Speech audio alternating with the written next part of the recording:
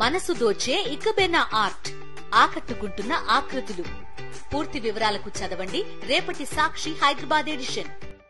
పడుకునే వాళ్ళను లేపొచ్చు కానీ పడుకున్నట్లు నటించే వాళ్ళను మాత్రము అసలు లేపేదానికి అవుతుందా అని పదే పదే పదే ఎన్నిసార్లు చెప్పినా కూడా 14 లక్షల కోట్లను ఒకసారి, 13 లక్షల కోట్లను ఒకసారి, 12.5 లక్షల కోట్లను ఒకసారి, 11 లక్షల కోట్లను ఒకసారి, 10 లక్షల కోట్లను ఒకసారి, 9,74,566 కోట్లను ఒకసారి, పదే పదే పదే మీ లెక్కలే 6,46,531 కోట్లు రాష్ట్ర అప్పు.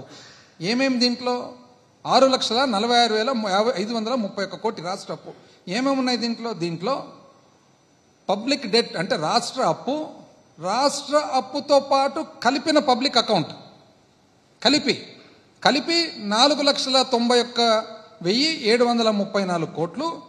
ఏదైతే కార్పొరేషన్లకు గవర్నమెంట్ అంటే ప్రభుత్వము గ్యారెంటీలు ఇచ్చిందో అదొక 1,54,797 కోట్లు. 4,91,734 కోట్లు, 1,54,797 కోట్లు కలిపి 6,46,531 కోట్లు. ఇది రాష్ట్ర అప్పు. మీరు 2014లో ఎక్కే నాటికి 1,40,717 కోట్లు ఉన్నింది రాష్ట్ర అప్పు. అదేమన్నా మీరు చేసినామని చెప్పి మేము అంటున్నామా? లేదు కదా.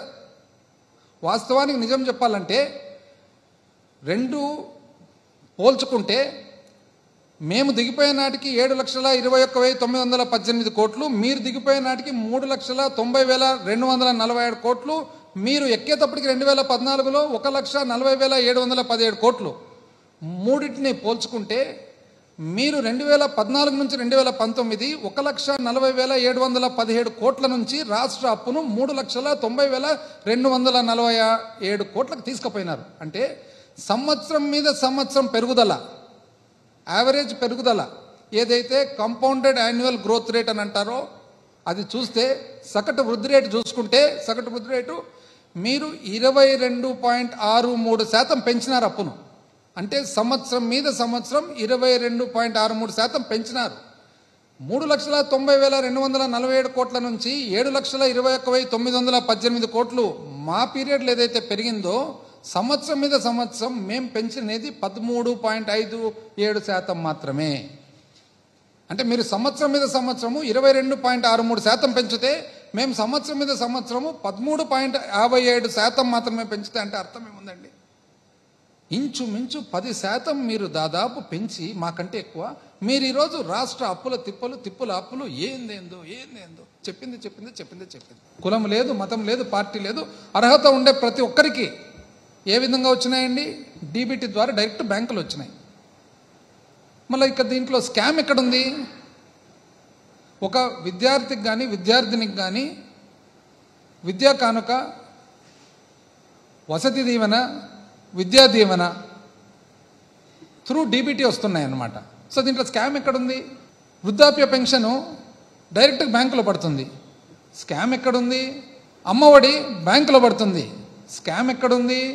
చేయూత బ్యాంకులో పడుతుంది, స్కామ్ ఎక్కడుంది?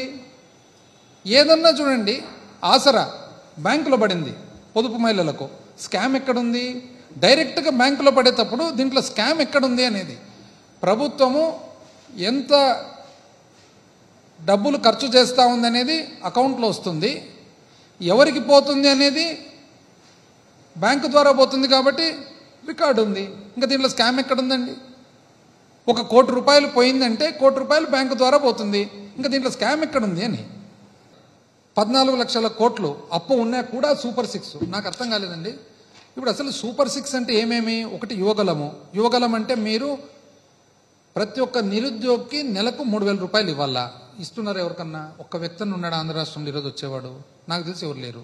తల్లికి వందనం అంటే బడికి పోయే ప్రతి పాపకు పిల్లవానికి 15,000 రూపాయలు ఇవ్వాలి. ఎవరికన్నా ఇచ్చినారు ఇంతవరకు? నాకు తెలిసి ఒక్కరు కూడా ఇవ్వలేదు. అన్నదాత సుఖీభవ ప్రతి రైతుకు 20,000 రూపాయలు సంవత్సరానికి ఎవరికన్నా ఇచ్చినారా? నాకు తెలిసి ఒక్కరికి కూడా ఇవ్వలేదు. దీపం 3 గ్యాస్ సిలిండర్లు మొన్న మొదలు పెట్టినారు. ఈ సంవత్సరానికి 1 సిలిండర్ అంటే 3 సిలిండర్లలో 1 సిలిండర్. దీన్ని అర్ధదీపం అనాలన్నా పావు దీపం అనాలన్నా మనం ఒక పేరు పెట్టుకోవాలి దీనికి. ఆడబిడ్డ నిధి ప్రతి మహిళకు 1,500 రూపాయలు నెలకు ఇవ్వాలా? సంవత్సరానికి 18,000 ఒక్కరికన్నా ఇంతవరకు అందిందా?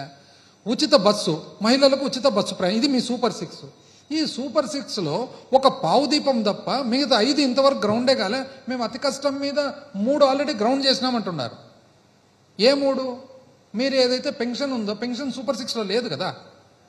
సూపర్ 6 ఇది. ఏమైనా సూపర్ 6 మార్చినారు, మీదే కదా. బాబు షూరిటీ, భవిష్యత్తు గ్యారంటీ, మీరిచ్చిన సూపర్ 6. ఎక్కడ 3 గ్రౌండ్ అయినా ఇంతవరకు నాకు అర్థం కాలే. అంటే అసెంబ్లీలో ఆన్ రికార్డ్ ఎట్లా చెప్తున్నారు ఇవన్నీ అని.